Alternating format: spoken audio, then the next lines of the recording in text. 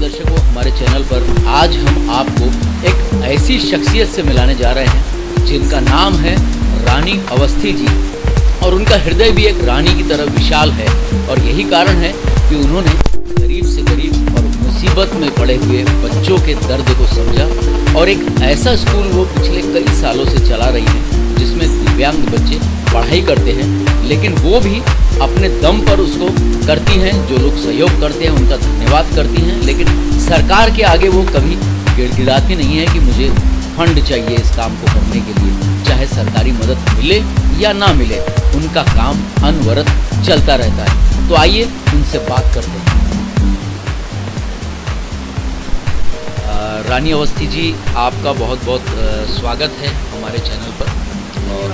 और हम चाहेंगे कि आप जो ये समाज सेवा का काम करती हैं, एक समाज सेविका के रूप में आपको बड़े बड़े नेताओं ने और बड़े बड़े संतों ने भी आशीर्वाद दिया है, सम्मानित किया है। तो आपका ये समाज सेवा का जो सफ़र रहा, ये कैसे शुरू हुआ?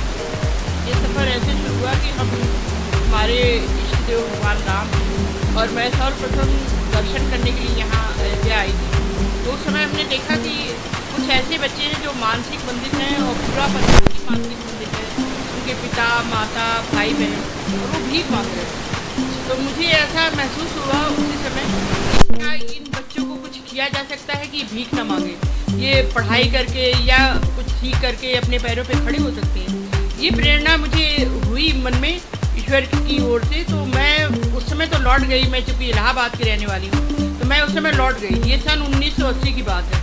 लेकिन फिर मैं कई बार यहाँ आई और मुझे लगा कि मुझे ही कुछ करना है, और मैंने धीरे धीरे उन बच्चों के लिए शिक्षण संस्थान खोला और मुस्कान पुनर्वास केंद्र करके खोला और बच्चों को पढ़ाया और बच्चों को अपने पैरों पर खड़ा किया। आज हमारे पास करीब 100 बच्चे करीब हैं जो कि पढ़ रहे हैं, और करीब 40-50 बच्चे जो हैं हॉस्टल में रह रहे हैं। और उन बच्चों को पढ़ा लिखा करके और विभिन्न प्रकार के ITI की ट्रेनिंग दिलवा करके, सिलाई है, कंप्यूटर है, और जो भी सर्विस के लिए ज़रूरत होती है उनको इंटरव्यू की ट्रेनिंग देते हैं, और फिर उन्हें जॉब मिलता है, उन्हें नौकरी कर रहे हैं। तो क्या अब तक कुछ बच्चे ऐसे हैं जिन्हें नौकरी मिली है आपके यहाँ? हाँ, हज़ारों बच्चे मिले हैं, नौकरी कर रहे हैं। साथ ही हम उनकी शादी विवाह भी करते हैं। यही नहीं है, उनको पढ़ाते हैं, उन्हें ट्रेनिंग देते हैं और उनको नौकरी दिलवाते हैं।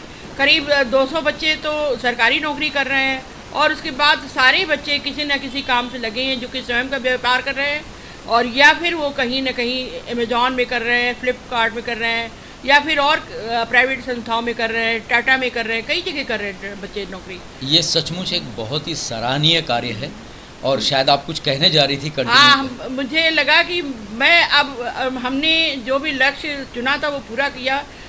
यद्यपि अभी बहुत कुछ करने को है बाकी, लेकिन कम से कम बच्चे भीख नहीं मांग रहे। आपको अयोध्या में कोई बच्चा इस तरह से भीख मांगता हुआ नहीं मिलेगा। ये हमारे लिए बड़ी खुशी की बात है, क्योंकि हमको तो यही लग रहा था कि ये बच्चे भीख ना मांगे, तो अब भीख नहीं मांग रहे, कोई बच्चे अपने पैरों पे खड़े हैं।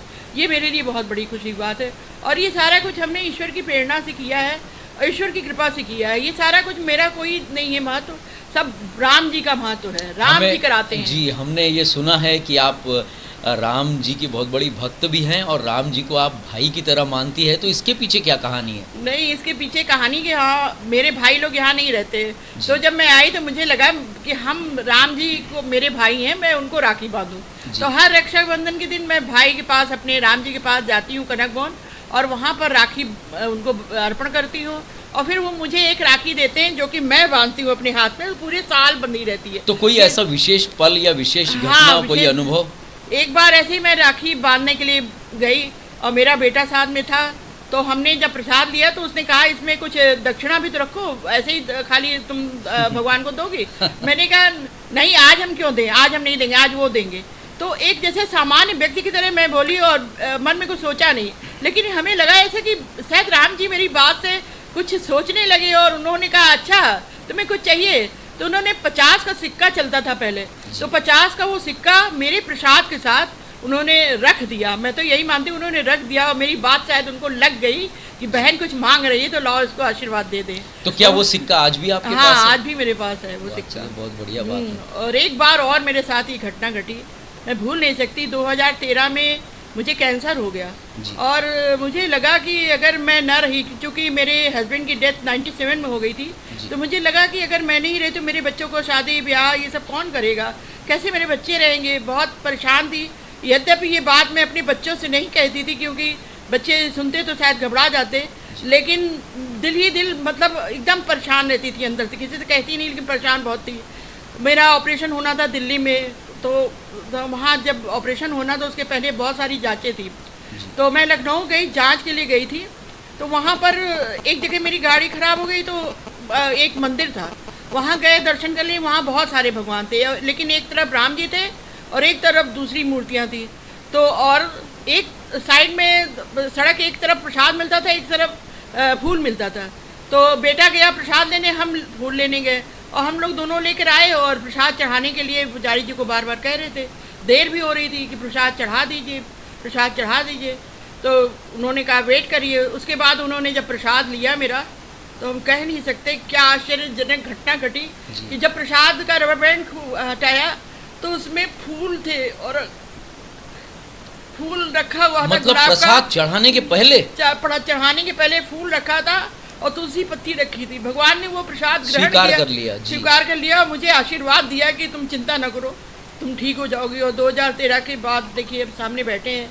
मुझे ऑपरेशन हुआ जरूर, लेकिन स्वस्थ हो गए। हाँ, इतनी बड़ी बीमारी से बचकर आना बहुत चमत्कार से कम नहीं है। तो ये सब ईश्वर की उन्हीं कृपा से हुआ, और जो भी कुछ हम कर रहे हैं उसमें भी उन्हीं का हाथ है। नहीं तो हम इतने सारे बच्चों को रोज सुबह शाम खाना खिलाना, ये मेरी बस की बात नहीं। हम खुद नहीं खा सकते, क्या खिलाएंगे हम। इंसान की अपनी ताकत नहीं होती कि खुद खा सके। अगर भगवान ना चाहे तो हम खा नहीं सकते, है ना। लेकिन ईश्वर की ऐसी बड़ी कृपा है कि हम जो चाह रहे हैं वो भगवान कर रहे हैं। मुझे राम जी पर बहुत अटूट विश्वास है, और मुझे विश्वास है कि जो कुछ इंसान अगर विश्वास करे, इंसान विश्वास करे तो उसका सब काम राम जी पूरा करते हैं। तो अभी परिवार में आपके साथ कौन कौन है? परिवार में हमारे वैसे एक बेटी है और 3 बेटे हैं। अभी वर्तमान में 2 बेटे यहाँ हैं मेरे साथ। जी, क्या करते हैं वो? अब दोनों बेटे नौकरी करते हैं, जॉब करते हैं जी। एक बेटा जो है वो हमारी संस्था में भी साथ देता है। जी। और दोनों ही बेटे देते हैं साथ, सभी लोग देते हैं। तो जब आप ये काम करने के लिए उतरी, तब क्या क्या मुसीबतों का आपको सामना करना पड़ा? मुसीबतें बहुत, पहले तो गार्जियन ही नहीं भेजते थे। वो कहते थे कि ये हमारे पूर्व जन्म का पाप है मैडम, ये पूर्व जन्म का पाप है, ये श्राप है, और जिसकी वजह से ये बच्चे हमारे मुंह बधिर हो गए, बोलते नहीं हैं, और आप इनका क्या करेंगी, कुछ नहीं होगा इनका, इनको आप मत पढ़ाइए, ये पढ़ेंगे नहीं, ये सब ये हमको भोगना पड़ेगा, ये हमें भोगने के लिए पैदा हुए हैं। और जब 10-20 साल के बाद आज बच्चे अपने पैरों पर खड़े हैं, तो आज उनके माता पिता कैसा इतने महसूस खुश करते हैं हैं? कि और पूरा हमारा समाज खुश है कि हमें 56 अवार्ड मिल चुका है। अभी तक 56 अवार्ड मिल चुके हैं। और यहाँ स्थानीय और समाचार हमें पता चला है योगी जी ने भी आपको सम्मानित किया है। योगी जी ने भी 2019 में हमको देवी अवार्ड से सम्मानित किया है। और ये सब अवार्ड मतलब हमें और प्रेरणा देते हैं, हमें और काम करना चाहिए। हमें ये नहीं लगता कि हम बहुत उम्र हो गई मेरी कुछ है, तो हमें लगता नहीं, हमें और काम करना है, और काम करना है।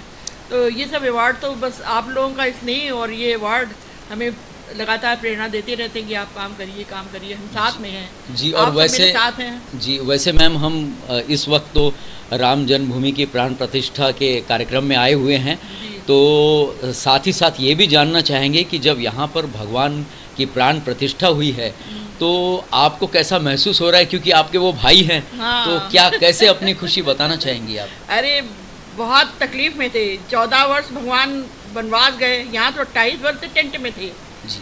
28 वर्ष हो गए थे भगवान को टेंट में रहते, और टेंट भी कहीं छेद हो जाता था तो कोर्ट से परमिशन लीजिए तब टेंट बदलिए। मेरे भाई, हमको लगता था कि हम तो उसमें पक्के मकान में, हमारा भाई टेंट में रह रहा है, कैसे दिन कटेंगे हमारे, है ना। कि जब भाई तकलीफ में हो तो बहन को कैसा लगेगा। लेकिन आज वो महल में है तो हमें बहुत अच्छा लग रहा है, बहुत अच्छा बड़ी खुशी की बात है। तो आने वाली राखी पे क्या आपके मन में ऐसा ख्याल आया है कि मैं जाके राम जन्मभूमि के राम जी को राखी समर्पित करूं? बिल्कुल करूंगी, मैं समर्पित करूंगी। चलिए, अभी तो बाल रूप में है वो, जी। समर्पित करूंगी उनको, जरूर जाऊंगी। चलिए, आपने बहुत अच्छी दिल से बातें की, साफ दिल से, और अपना अमूल्य समय हमें दिया। आपका बहुत बहुत धन्यवाद।